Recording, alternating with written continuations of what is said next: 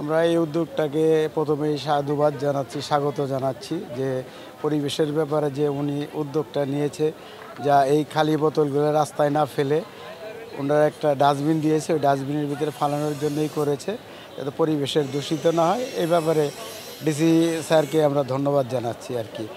সাংবাদিক যারা আছে তাদেরও ধন্যবাদ জানাচ্ছি এগুলো তুলে ধরার জন্য।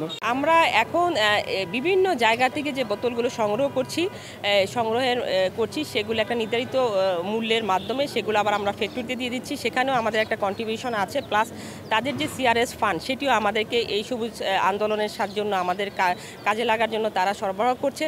তো সব কিছু মিলায় আমরা একটি আশানুরূপ একটা সাড়া পেয়েছি, সেটা দিয়ে আমরা কাজ করছি। পাশাপাশি বিভিন্ন অনুদান বা স্বতঃস্ফূর্তভাবে, যেমন আজকে এই যে আমরা এই আন্দোলনটা করলাম, পথসভাটা করলাম, এখানেও কিন্তু আমাদের যে পৌরসভার কাউন্সিলর তিনি ব্যক্তিগত উদ্যোগ ফান্ড থেকেও কিন্তু কন্ট্রিবিউশন আমাদের কাছে রেখেছেন।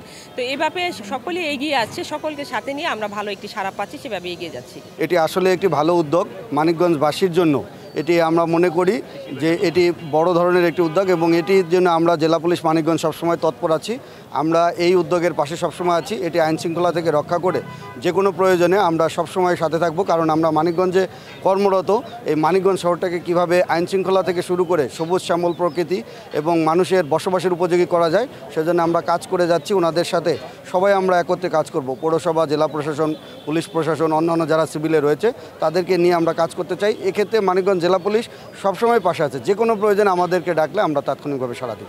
6000 mAh battery, one and only Power Master NextG N73। Already আমাদের অফিসে বিন দিয়েছে। আমরা আমাদের যে পানিগুলো খাই বা প্লাস্টিকজাত পণ্য ব্যবহার করি সেটি আমরা ব্যবহার করে ওখানে রাখছি এবং সেখান থেকে সংগ্রহ করার জন্য আছে। আমাদের অফিসকে আমরা অলরেডি সচেতন করে দিয়েছি, কারণ আমরা এদের একটা বড় অংশ হচ্ছে পুলিশের জনগণ আছে, তারা যাতে এটিতে উদ্বুদ্ধ হয় সে বিষয়ে আমরা কথা বলেছি এবং বিন সরবরাহ করা হয়েছে। অলরেডি আমরা এটি সুবিধা পাচ্ছি। ধন্যবাদ।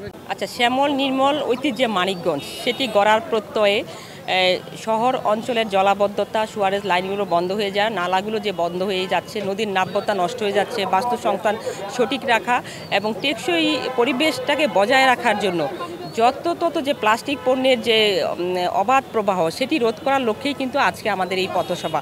আমরা চাচ্ছি যে প্লাস্টিক পণ্যটা কেন যত না ফেলে একটা নির্দিষ্ট স্থানে ফেলে এবং এটি রিসাইকেলের মাধ্যমে পরবর্তীতে পরিবেশ বান্ধব কাজে ব্যবহৃত হয়।